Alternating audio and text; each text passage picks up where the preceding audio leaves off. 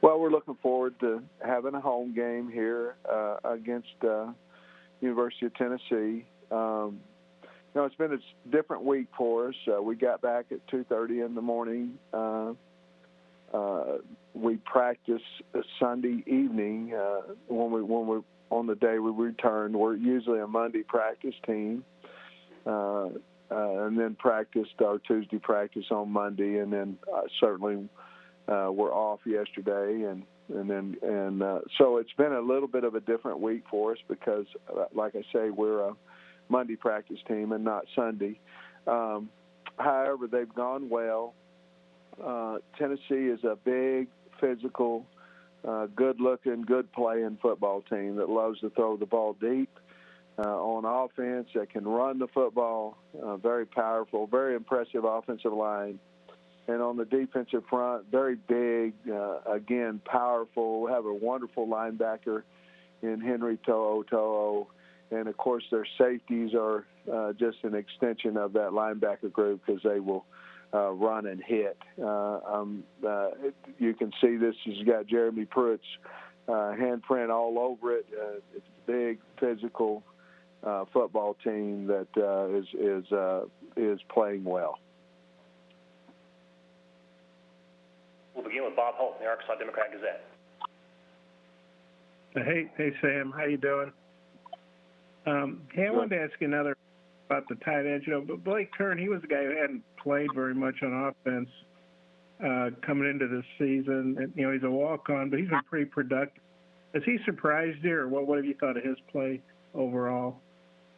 Well, he's one of the first guys that we met when we came in here, and he's a big, good-looking guy as a tight end. And some of it was, well, why isn't he playing? I understood they lost some good tight ends from last year, but Kern has done a nice job, caught some critical passes in games, becoming a better blocker, and we're proud of how much he's improved throughout this season. Looking for him to continue to improve. When you have a walk-on contributing to that degree, how big is that? Well, we have several guys that have walked on here that have either earned scholarships or on their way to doing that are playing for us this year. And, of course, COVID year is totally a different year in that it's give a lot of kids opportunities to play on Saturday that maybe might not have that opportunity if it was a different situation, and they've thrived in that. And we're proud of them, and we have to continue to get good walk-ons. Next is Nate Allen Sports. Sam, I know you said you wanted a mobile quarterback, but has Frank surprised you, especially with how much you've used him in the running game? No, we knew he could run when we recruited him. Obviously, he had a lot of film from Florida. We just happened to start using the quarterback in the run game a little bit more last week. We needed to. We needed to even up the numbers a little bit better in the box. But no, we knew he was a tough kid and a very adequate runner, and he likes to. He's tough, and so we added a few plays for him last week. Also, how do you feel your defensive line stacks up against Tennessee's offensive line? I don't know that a lot of teams stack up great against their offensive line. I mean, they're very talented, very physical, very well coached. They can run the ball, and, of course, Gray and Chandler are hard-running guys, and I've known Jim Chaney for a long time. He can turn around and hand it off 75 times, he's going to do it, and so obviously our D-line is we recruited some bigger guys. This league, you need some size on the D-line, and I thought Coach got better last week, which will help our football team, and we're getting a little healthier there, so hopefully we'll be able to withstand some of this running game that Tennessee's going to put on us on Saturday. Thank you.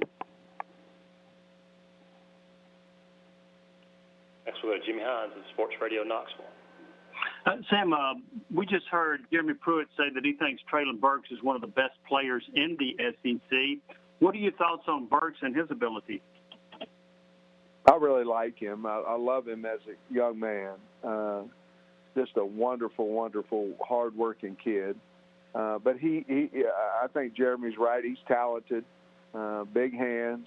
He wears a 5X glove, whatever that is. That's a big hand, I guess. And it has good speed, big wide out. We're trying to use him in a lot of different ways, Jimmy. We're trying to run him. We're trying to run him out of the backfield, throw balls to him out of the backfield. Obviously, you'll use him in the slot, use him as our X receiver, our Z receiver. So we're just trying to get the ball to him as much as we can because we believe he has great value for our offense. And what have you been most pleased with in regard to Felipe Franks so far? Well, a lot of things. One of them being that, he was elected a captain when he came in a COVID situation and no spring ball. So there tells you that his leadership skills have been outstanding. He's a tough kid. I think he's getting better each week throwing the football. He's taking care of the football. But I think more than anything, it's just been his leadership skills and the way that the team looks at him and the way that he runs the offensive side of the football team, and he's affecting the defensive side. So I've just been, we've been very fortunate that he elected to transfer to Arkansas. Thank you. We'll go to Blake Totmeyer, the Knoxville News Sentinel.